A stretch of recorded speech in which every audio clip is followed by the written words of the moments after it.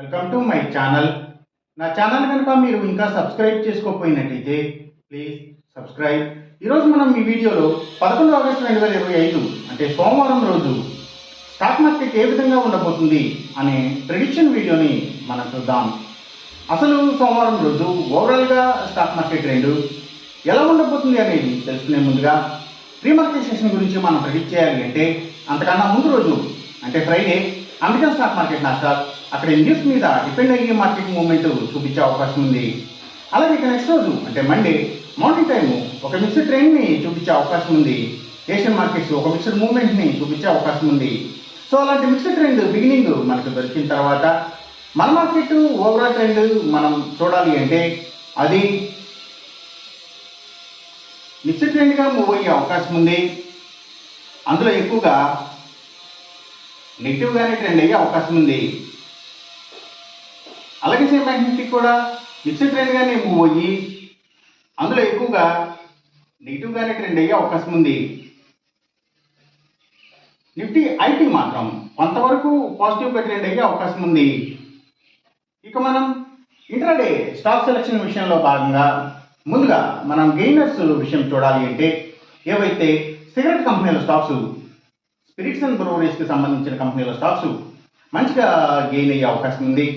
అలాగే ఇంకా steels, IT stocks, FMCG sector stocks, foods and బెవరేజెస్కి సంబంధించిన కంపెనీల స్టాక్స్ కూడా, ఇంకా కమ్యూనికేషన్ సెక్టర్ స్టాక్స్, వాటిని బేస్ చేసుకుని పనిచేసే cell phone towers, cables, internet services providers, media and television ఛానల్స్కి సంబంధించిన కంపెనీల స్టాక్స్ ఇవన్నీ కూడా గెయినింగ్ సైడ్ ఉండే అవకాశం ఉంది.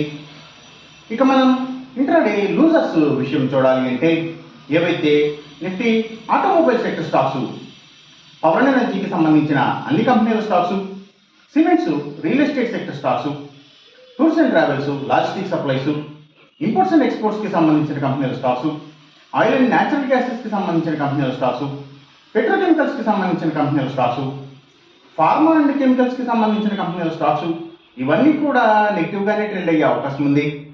అలాగే ఇంకా పబ్లిక్ లిమిటెడ్ కంపెనీల స్టాక్స్ చాలా వరకు కూడా నెగిటివ్గా ట్రెండ్ అయ్యే అవకాశం ఉంది.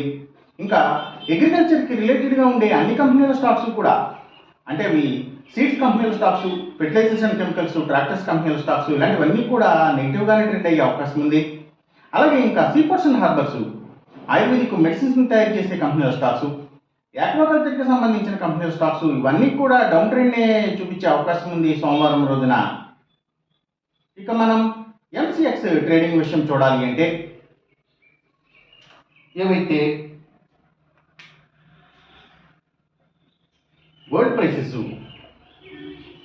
అలాగే సిల్వర్ ప్రైసెస్, ఇంకా crude oil and natural gases prices ఇవన్నీ కూడా పెరిగే అవకాశం ఉంది.